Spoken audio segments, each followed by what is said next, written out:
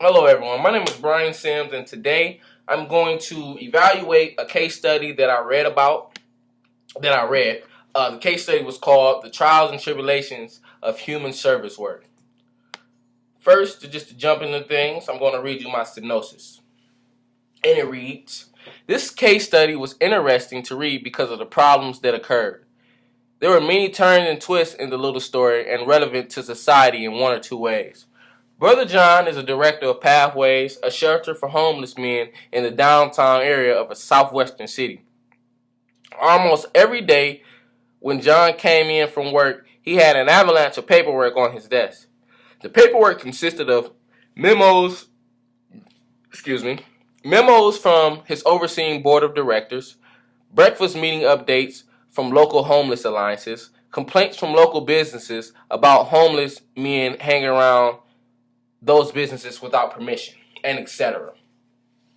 After John and his assistant had a small meeting about the things that were going on at the shelter, John had an epiphany.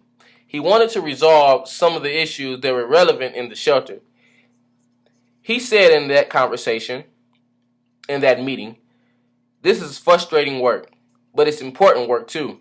Only if we could find better ways to provide service, better ways to coordinate our efforts, and better ways to show that we care.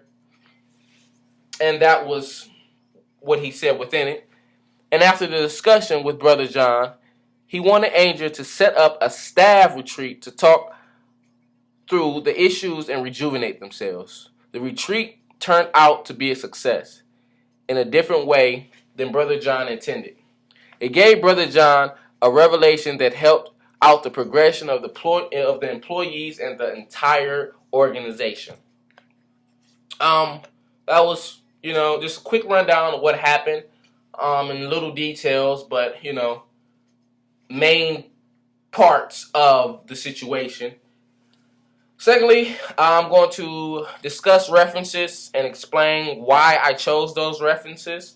Reference 1, out of Joanne Keating's Communication and Organizational Cultures book.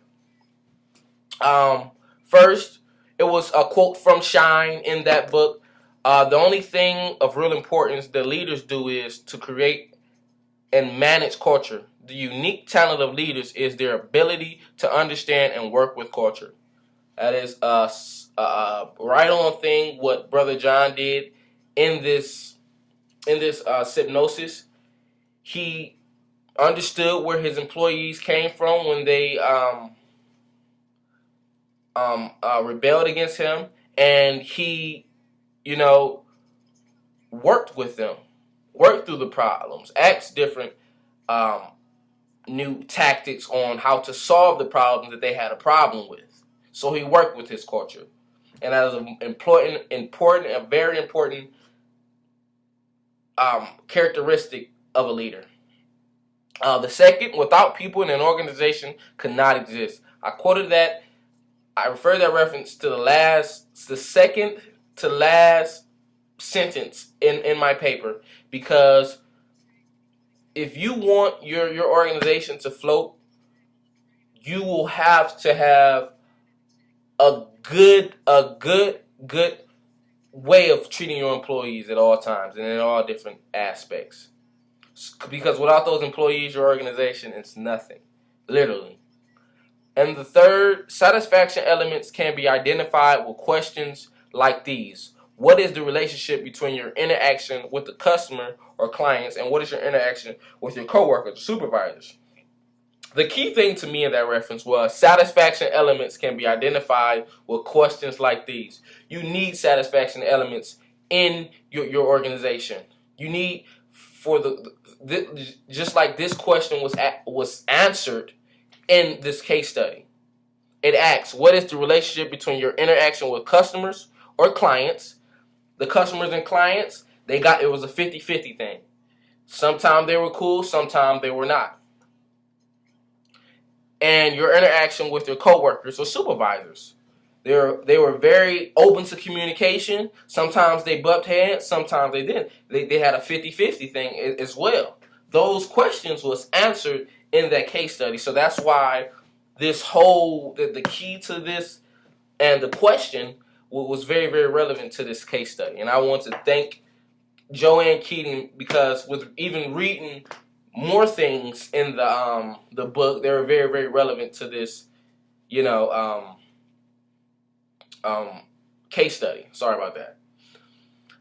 So, I mean, in my reflection, I just gave you guys, my audience, I just took them into a little detail of what happened in the situation, how it was resolved, and my whole reflection was just treat people how you want to be treated. That was my whole conclusion of what my reflection was about. And I have 5 discussion questions that I want to read to you guys. I'm going to give you my answers, but your answers can be different. Was it right for John's employees to feel how they felt? Yes, it was. Because with me, like I said, being in an organization that is in high demand, I mean, I if I was in their situation, I would feel like that as well. I really would. Second, was John's approach with solving the problem correct to you? Yes, it was 100%. John was very understanding to his people, very loving and caring to his people. So it was, a good way of solving that problem. What would you do to resolve John and employees' problem? Plain and simple, communication. Without communication, you have nothing. They need to communicate more because a lot of those people in the story, they didn't know other people felt like that. John was unaware of how his employees felt until that meeting. So communication is key. That's how they start resolving things. That's would be what I would do. More communication. The fourth is, what could the clients do to make the employee's job easier? They could be more nicer. They could be more polite. They can be very understanding. They can be more friendly. But if you have worked in human service work, if it's food, sales, paint, any mechanic, anything, you're going to understand. You're going to deal with some nasty clients, nasty customers at all times. You're always going to deal with someone like that. So, I mean, the odds of that is very slim, buddy. What could the client do to make the employee's job easier? Oh, I already read that. I'm sorry. Does John do enough to cater to his needs and wants? Yes. First, he didn't, but when they rebelled against his